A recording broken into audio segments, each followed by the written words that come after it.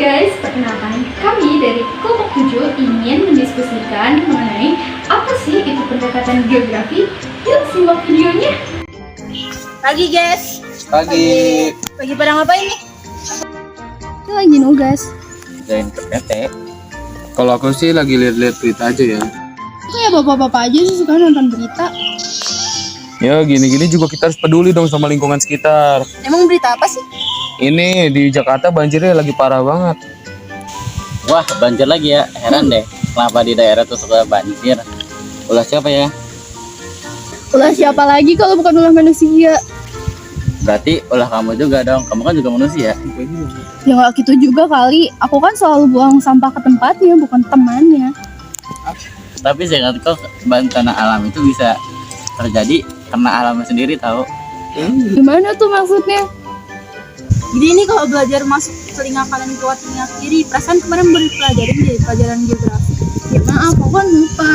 Jelasin lagi dong materi yang kemarin. Gini, kemarin kan kita udah belajar tentang pendekatan geografi kan. Nah, pendekatan geografi atau geographical approach itu tuh materi yang mempelajari tentang fenomena geosfer dan juga tentang interaksi antara makhluk hidup dengan lingkungannya.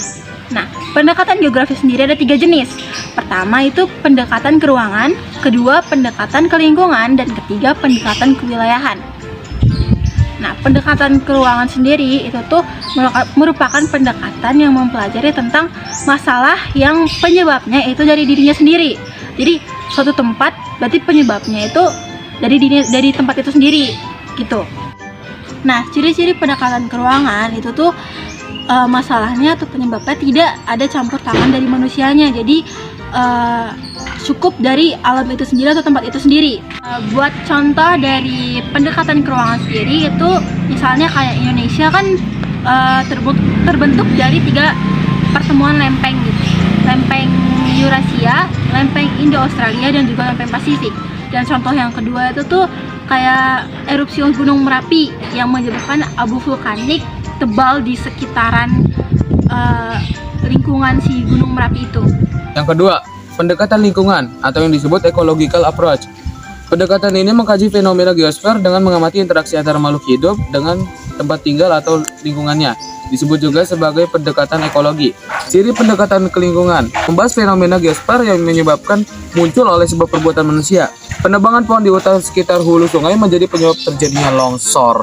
Yang ketiga ada pendekatan kewilayahan atau kompleks wilayah.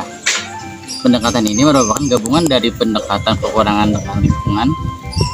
Para ahli geografi menyebut pendekatan ini kompleks wilayah karena mengkaji masalah yang lebih rumit daripada pendekatan-pendekatan lainnya. Ciri-ciri pendekatan kewilayahan atau kompleks wilayah: mengkaji fenomena geosfer yang penyebabnya dari kejadian alam dan juga dapat perbuatan manusia. Yang kedua, mengkaji masalah yang rumit. Yang ketiga, biasanya melibatkan lebih dari satu tempat atau wilayah.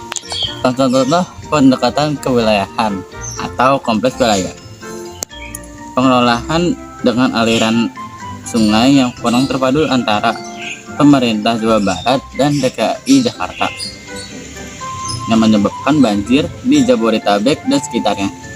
Oh, jadi gitu ya yang dimaksud dengan pendekatan geografi. Jadi ternyata berbagai macam bencana alam itu bisa dari alamnya itu sendiri atau perilaku manusia. Oke, makasih ya penjelasannya. Sekarang aku udah paham tentang materi yang kemarin.